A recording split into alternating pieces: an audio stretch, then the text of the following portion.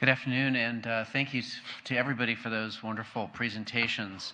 You have heard from a lot of great experts today, so we're going to make this session really all about your questions and comments that you want to make. But before that, since David didn't make a presentation, I wanted to welcome David Wilson from the World Bank and just see, David, if you have a brief comment before we head into questions. Thanks very much indeed. Four very, very quick points. The first of which is to say, as panelists have said, the World Bank thinks TB is underfunded. We've expanded our TB financing, and we're looking as closely as we can at big TB epidemic countries, so a real focus from the bank. Secondly, we focus on universal health coverage and want to see TB well addressed within that. Third, we focus on other sectors of immense relevance, such as housing, infrastructure, occupational and environmental health, and want to use our multi-sectoral platform for TB. Fourth and finally, in spite of the 3 points I've made, ultimately it's about domestic financing in nearly all contexts. Of the 9 billion or so we spend on TB, 1 billion is from international sources and 8 billion is domestic. The biggest TB epidemic countries, India, Indonesia, Pakistan, Nigeria, spend 1% or less of their GDP on health, and you can never achieve anything with that health spending. That has to change. It just has to. Some of the highest TB and HIV countries in East Africa, Kenya, Tanzania, Uganda, have systematically reduced the share of government funding they allocate to health over the last 2 decades, preferring to allow donors to fund them instead. And as Chris Murray and IHME point out, every dollar of international assistance displaces about 50 cents in domestic financing. We have got to change that equation. Thank you. All right, thank you, David. And now let's open it up for your comments and questions to the panel. Please, if you have a comment or question, just come forward to one of the mics and we'll call on you. Please go ahead. Thank you very much. I'm a member of parliament, a medical doctor for Zimbabwe, and I chair the Portfolio Committee on Health in Parliament, and I'm also the SADC co-chair for the Global Caucus. I have 2 issues here. To my sister from South Africa, I wanted to know what you are doing, or you know what is happening in South Africa, because a lot of your multi-drug-resistant TB actually comes from illegal immigrants. And that also tallies very well with your poverty assessment. What I've seen from Zimbabwe is that because they're illegal immigrants, when they get to the hospital, naturally, the nurse will ask for an ID or some form of paper, and normally because they live on streets or they are swatting somewhere, they don't have any of that, and they run out of the hospital and get the nearest bus back to Zimbabwe. And I once ran a TB hospital, and then we admit them and treat them just before they finish treatment, because they went to South Africa for a job in the first place. They ran away again from us and go back to South Africa. So I'm wondering how we can bring SADC into a cross-border initiative, that our heads of state within SADC will say, if you are found with TB in South Africa, stay there. It doesn't matter whether you are illegal or not until you finish your treatment. I don't know how we can do that. And then my colleague there from Nigeria, I was saying, in Zimbabwe, the health insurance, the private ones, in Zimbabwe, you cannot go to any private institution and get TB drugs. Our fear is, in the end, people sell expired drugs. They'll sell the wrong treatment just for money, so you cannot buy it. And because it is known countrywide that it's a free, pharmacists don't even bother to look for it. What they probably would sell are other accessories, like the cotramoxazole, other things, other side effects. So I wondered, aren't you finding yourself in a position where you are actually treating TB patients with the drugs which have expired? Because I know when money is concerned, be careful. Thank you. Thank you. Do you want to comments on that? I don't know where I'm supposed to go. Can I move? This isn't going to be a long response. With regards to the drugs in Nigeria, so what's done is most of the drugs flow through the national TB program, whether they're donor drugs or drugs bought by the government of Nigeria, and those are available free. The program that I mentioned that's about expanding care through the private sector, it's in fact expanding care through the private sector using those free drugs as well. So the National TB program monitors all of the drugs that relate to TB. So the private providers are sort of incentivized to participate in the program because they can charge for other things, but they can't charge their patients for the drugs. And there's a ceiling on how much they can charge patients that they've agreed to. Okay, with regards to the comment about illegal immigrants, I think I beg to differ on that point. I wouldn't say that drug-resistant TB patients are only seen in the illegal immigrants. And if you're looking at the South African landscape specifically, what we can rather say is that we have a bit of a challenge in patients who are migrating. And this is not necessarily the foreign citizens. This is also South Africans themselves. And it's a very difficult challenge. I mean, how do you deal with a very large population that moves not only within the country, but also across borders? And what I do recognize in South Africa is that more awareness is being tried to raise to communities about the access to healthcare. The challenges in the health facilities themselves, it's more about educating patients and telling them that they can access to healthcare. But I think one thing that we should be specifically focusing on is that most of these migrant workers are actually working in mining communities, which essentially means that the mines are causing TB in our communities. And I feel that more pressure should actually be put on mining companies and organizations to not only care for their actual employers, but also for their families as well. And maybe that's the first step towards addressing this issue. Yeah, only to say, and I see people in the audience that could say even in more detail than me, but it's worth noting also that to your very point, that there is actually an initiative on TB and mining for the SADC region that could be a good model to build off of for the kind of broader kind of model for folks that are migrating across borders for various sort of economic migrants. And it was, the initiative was funded, I think, David, Global Fund, World Bank, and others, and it's for the region, and it tries to look at also how you can support patients that move across borders to be able to take their treatment across borders for those very reasons. So again, it's probably not everything you need, but it's a start. Great, thank you. Question? Yes, please go ahead. Thank you for the fantastic panel. I have a question for Anna. Sorry for that. So all the analysis you've done present a very promising picture, how country can potentially be more efficient, allocate more money to TB, and broadly with the economic growth. I'm wondering, with your analysis, I know it's still early stage, how promising are we to closing this funding gap as presented by Sahu? Thank you, Shufang. How close are we to presenting it? Well, I hope that, the trends are positive. As you see, domestic financing is increasing. And actually, that's not just in the BRICS, it's also in the low-income countries. So I think the trend is very positive. Clearly what Sahu showed was that we're a long way off from the need. I hope, as many other people probably do in this audience, that universal health coverage starts happening and picking up a pace. And as I say, I think that's where we have the biggest game in the short run. Having said that, I want to second what Elaine was saying in terms of the pooling mechanisms and the time it takes to build health insurance systems. That is long haul. So I think our biggest gain to start with is within the essential health packages that are publicly financed. And that's where we probably got the sort of biggest gain. In terms of efficiency savings within TB, I think we're in a very, if I talk about technical efficiency savings, we're in a different situation than HIV was. So I know within HIV, there's been a large emphasis on this. And there are specific countries within TB, particularly in Eastern Europe, where perhaps there are some large savings to be made quickly. But we all know the political and bureaucratic issues around that. So there are certain issues in some countries. But I think the essential health package is probably the way to mobilize the most resources quickly, domestically, assuming TB programs can absorb that. Yeah, go ahead. Yeah. Can I just add quickly one more point to Shufang's question?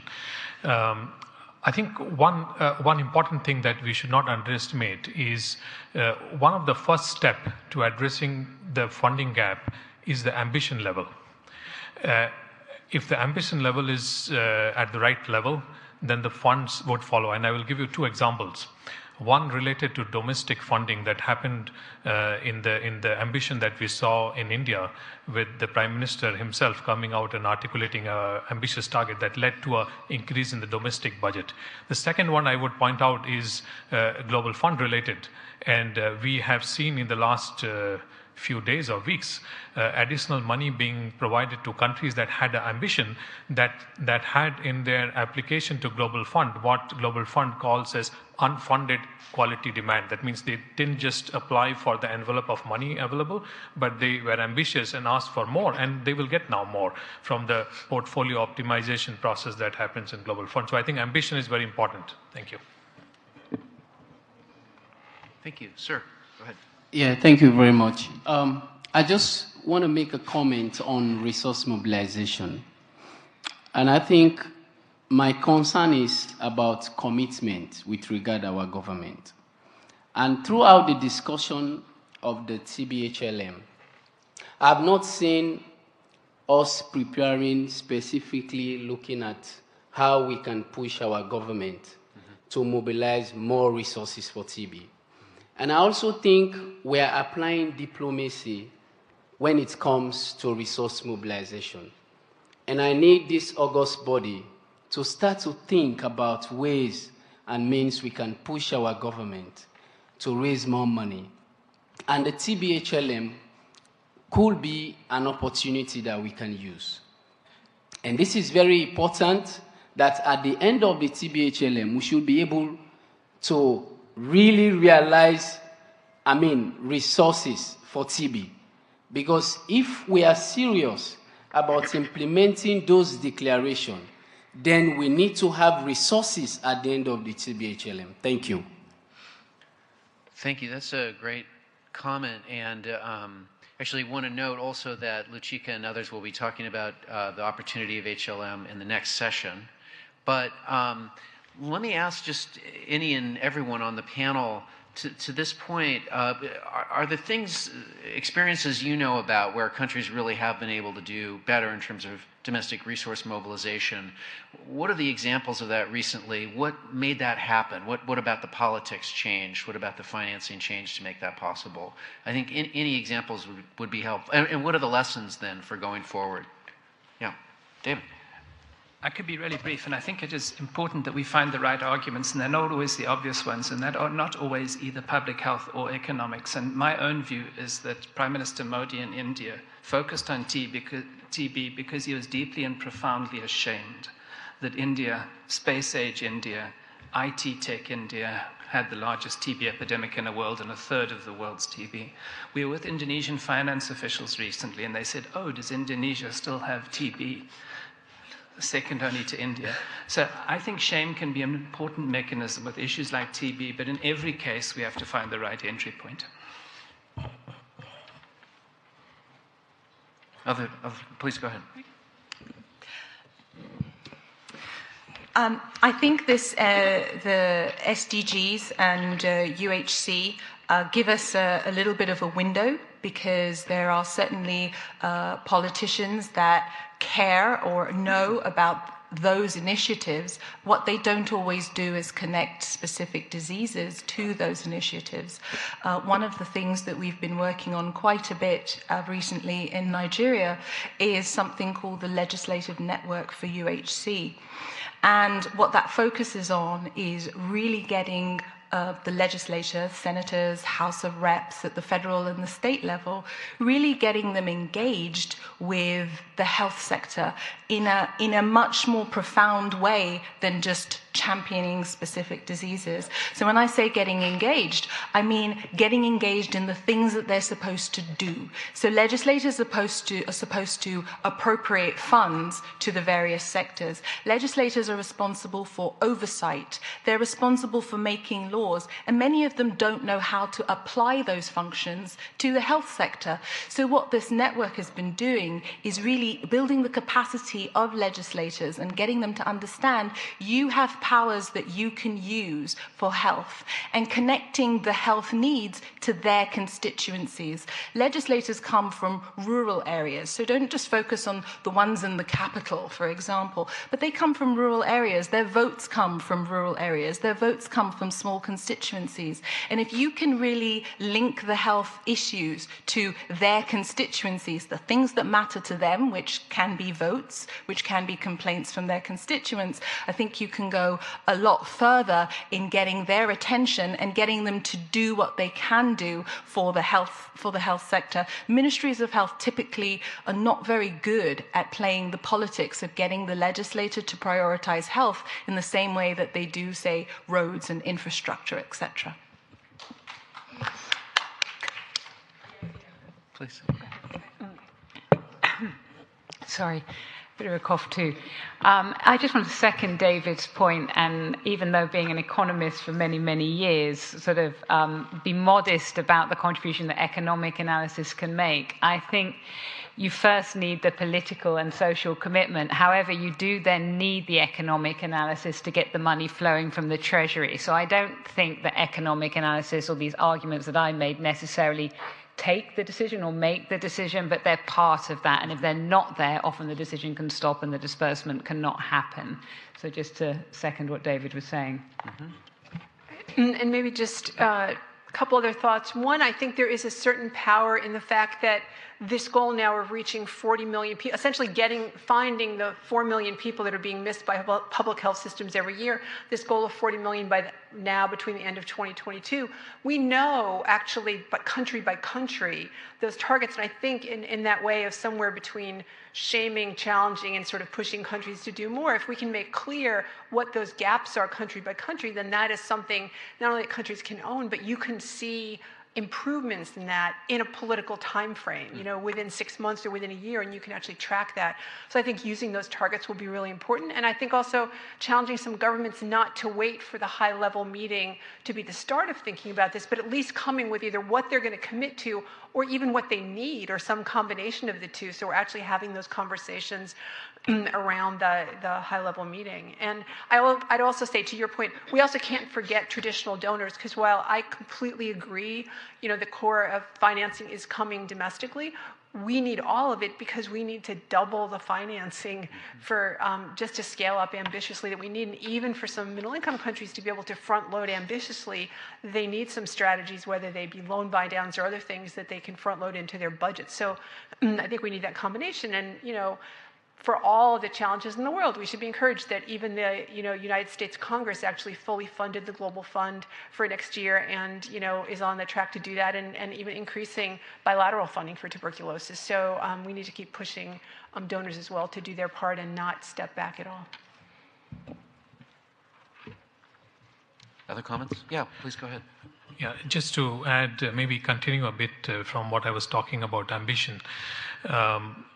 I think not only in the ambition is not only about the targets that we seek to achieve, but also what we saw in the presentations. There is a cost of TB. Either governments or donors or household out-of-pocket expenses are meeting them. And if nobody meets them, then maybe people pay by their lives. Yeah.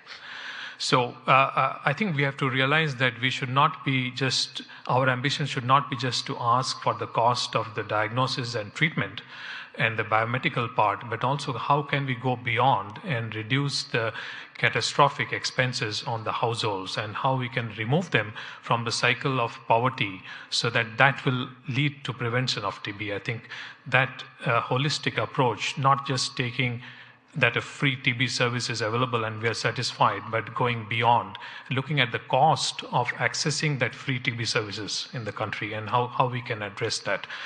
So that would be my point to emphasize. Thank you. Thank you, and I can't resist putting in a plug also for supporting people in those countries in being advocates for increased domestic finance and how critical that's going to be, particularly when we come out of HLM and all the energy of that, then really supporting people in country to advocate with their governments. Please go ahead. It's not on. Mike, is it? Sorry, it's not on.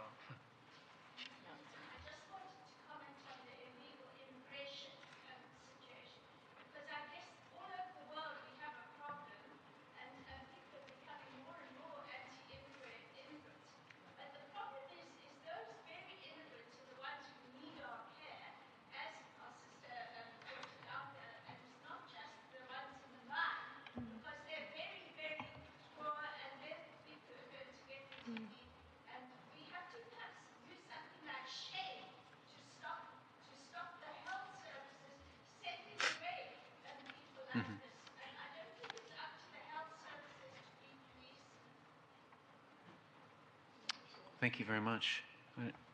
Comment on that? I'm just waiting to see if there's a... Okay, please go ahead.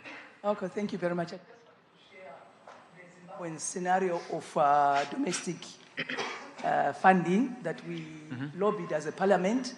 We lobbied that in conjunction with the Ministry of Health for a levy of 5% from the airtime. What it means that every time you buy airtime in Zimbabwe, 5% automatic goes to the Ministry of Finance. And that, by the time we actually lobbied for that, our Abuja declaration of the Ministry of Health budget coming from the fiscus was about 7%.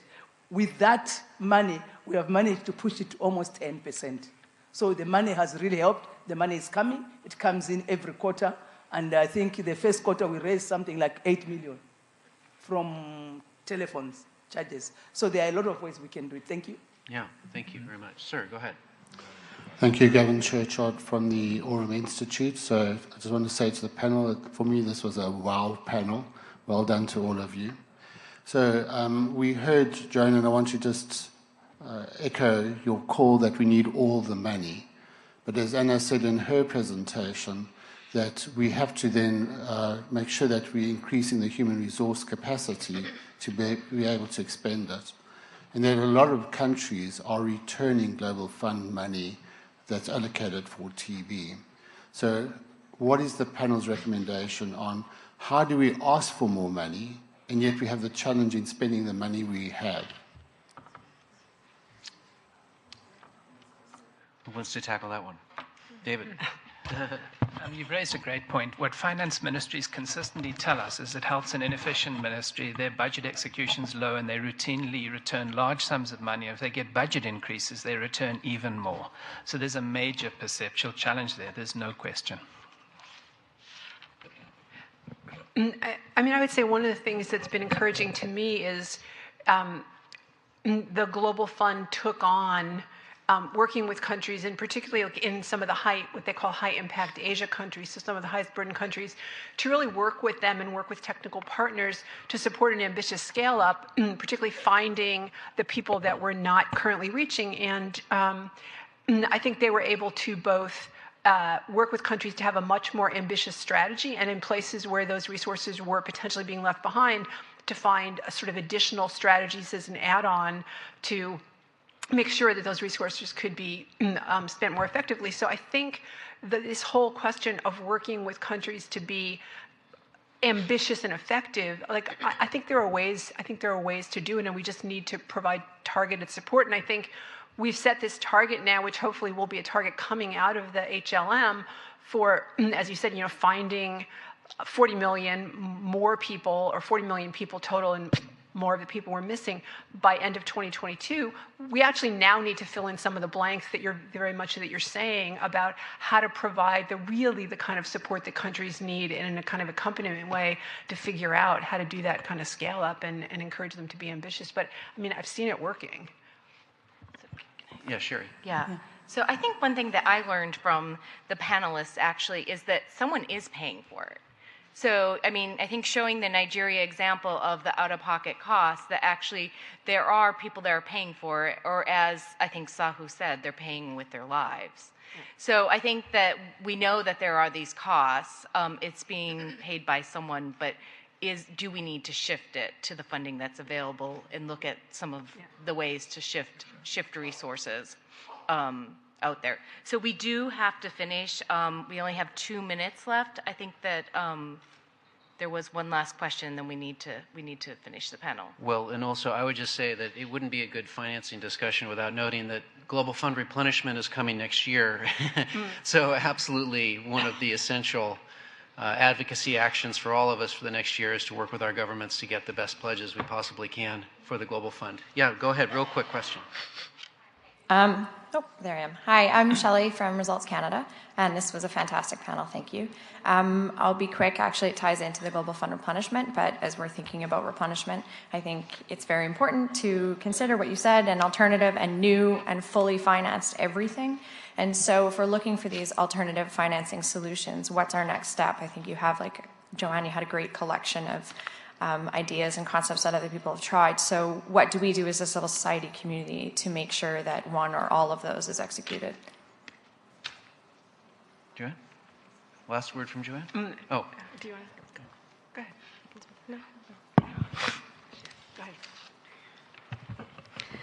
I think, first of all, what I've noticed from civil society is that, especially probably in the South African context, is that probably civil society doesn't feel empowered, or they don't recognize that they have the ability to ask for these things. So certainly with our organization, a lot of what we do is raising awareness to the public, to other stakeholders, that this is a voice that they have and they can demand for certain needs for the TB program. Yeah. No, and just to add on that, I want to, more broadly, and thanks for the question, more broadly echo what Chris said as well, which is the need for resources to fund civil society, especially in countries, to be doing this advocacy work, because right now people have full-time roles and they're doing this off the side of their desks and they're doing amazing work, but they really, to fully achieve what we need to achieve, they really need the resources to be able to do that advocacy. And coming out of the HLM, it's a real opportunity. I would also say, because I think we didn't really mention it, the TB caucus and working with parliamentarians as allies, it came up as a question, but using that global TB caucus, which is the largest caucus of parliamentarians on any issue that I know of in the world, or any health issue anyway, but really making use of that as a strategy. And then in terms of innovative finance, I mean, I think, again, it is creating the demand at country level. I think that there are really opportunities where there is really alignment with the World Bank and others to capture more resources that are already in the development space, but not necessarily going to health and not necessarily going to TB. And then also doing the work, the kind of breakthrough opportunities we could have with a European financial transaction tax and other pieces we shouldn't give up on those, and we should continue to advocate for some of those bigger wins as well as civil society, both nationally and collectively. Okay. Yeah, thanks for all the panelists. We should give a round of applause. It was very interesting.